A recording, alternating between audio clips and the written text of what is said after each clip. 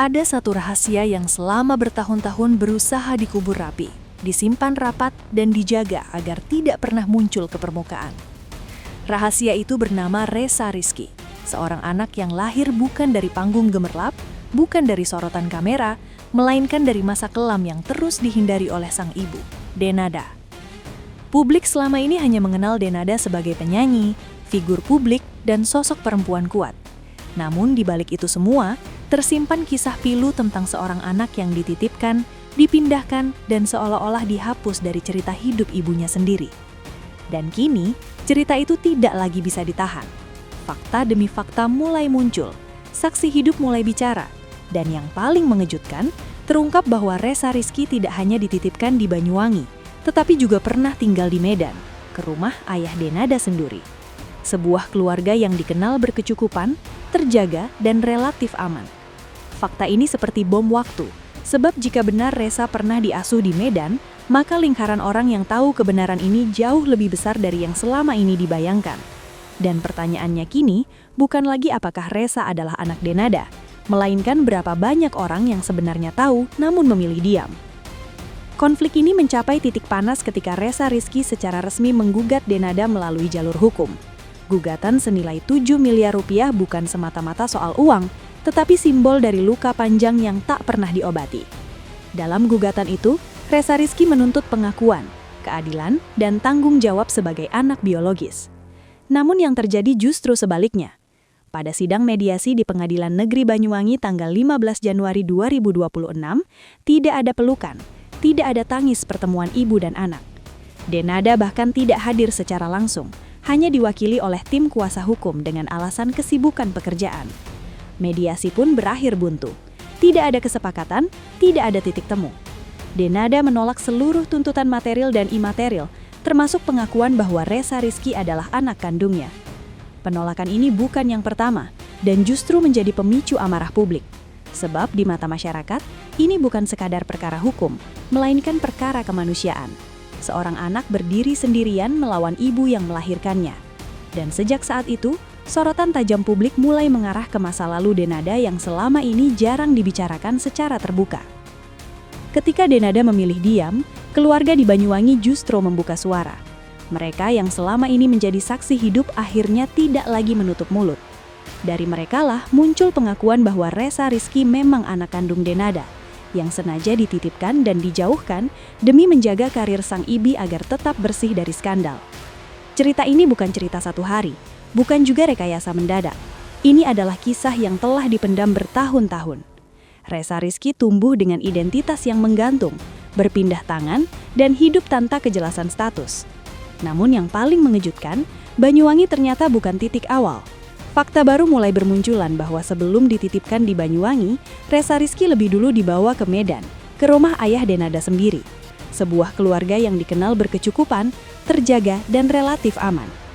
Fakta ini seperti bom waktu, sebab jika benar Reza pernah diasuh di Medan, maka lingkaran orang yang tahu kebenaran ini jauh lebih besar dari yang selama ini dibayangkan. Dan pertanyaannya kini, bukan lagi apakah Reza adalah anak Denada, melainkan berapa banyak orang yang sebenarnya tahu namun memilih diam. Medan selama ini nyaris tak tersentuh dalam pembahasan publik. Padahal justru di sanalah potongan penting cerita ini berada. Menurut sumber yang beredar, Reza Rizky sempat dititipkan di rumah ayah Denada ketika Denada masih sangat muda, bahkan disebut-sebut masih duduk di bangku SMA. Keluarga di Medan dikenal berkecukupan, sehingga Reza kecil hidup dalam kondisi yang relatif layak. Namun, kondisi ekonomi yang baik ternyata tidak otomatis menghadirkan kehadiran seorang ibu. Reza tetap tumbuh tanpa pengakuan, tanpa status, dan tanpa nama Denada di hidupnya. Fakta bahwa Reza sempat berada di Medan membuat publik bertanya-tanya, mengapa kisah ini baru terungkap sekarang? Apakah karena selama ini pihak Medan memilih diam demi menjaga nama baik keluarga? Atau karena selama kasus ini belum ramai, semua masih bisa dikendalikan? Medan kini menjadi titik sunyi yang berbahaya, sebab jika keluarga di sana memilih untuk berbicara, maka cerita masa lalu Denada bisa terbuka lebih lebar, lebih dalam, dan jauh lebih mengguncang dari yang selama ini beredar. Isu ini semakin panas ketika muncul informasi dari sumber internal yang menyebut bahwa Denada telah melahirkan lebih dari satu kali. Disebutkan bahwa kelahiran pertama terjadi saat Denada masih SMA dan anak tersebut dititipkan di Medan. Kelahiran berikutnya menyusul di fase kehidupan yang berbeda, hingga akhirnya Ressa Rizky menjadi sosok yang kini berani memperjuangkan haknya secara terbuka. Informasi ini tentu mengundang reaksi keras dari publik. Bukan untuk menghakimi masa lalu, melainkan mempertanyakan satu hal penting. Mengapa pola yang sama terus terulang? Mengapa setiap kali anak lahir, yang terjadi justru penyingkiran, penitipan, dan penghapusan peran ibu? Netizen mulai menggali jejak digital, wawancara lama, hingga potongan cerita yang dulu dianggap tidak penting. Semua dirangkai, semua dicocokkan, dan semakin dicari, semakin banyak kejanggalan yang muncul. Di titik ini, cerita Ressa Rizky bukan lagi berdiri sendiri, melainkan bagian dari pola besar yang selama ini luput dari perhatian publik. Masuknya nama Hotman Paris Hutapea membuat kasus ini naik level. Hotman secara terbuka menyatakan bahwa dalam konteks hukum, anak di luar pernikahan tetap memiliki hubungan hukum dengan ibu kandungnya. Menurutnya, jika ibu mengakui, maka tes DNA tidak lagi menjadi syarat mutlak. Bahkan penolakan pengakuan yang disertai penelantaran bisa masuk dalam kategori perbuatan melawan hukum dan dalam konteks tertentu bisa mengarah ke pidana. Meski di Indonesia belum banyak preseden, di luar negeri kasus seperti ini bisa berujung hukuman berat karena menyangkut nilai kemanusiaan. Pernyataan Hotman ini menjadi tekanan besar bagi Denada, sebab yang disorot bukan lagi sekadar konflik keluarga, melainkan tanggung jawab moral dan hukum seorang ibu terhadap anak yang dilahirkannya. Publik pun mulai melihat kasus ini dari sudut pandang yang lebih serius, bukan sekadar gosip selebriti, tetapi tragedi kemanusiaan yang nyata. Kini semua mata tertuju ke satu arah, keluarga Medan. Jika mereka memilih berbicara, maka narasi besar ini akan berubah total.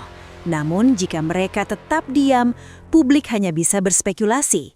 Banyak yang meyakini, selama kasus ini tidak terlalu ramai, pihak Medan akan memilih tenang. Tapi jika tekanan publik semakin besar, kemungkinan mereka speak up juga semakin terbuka.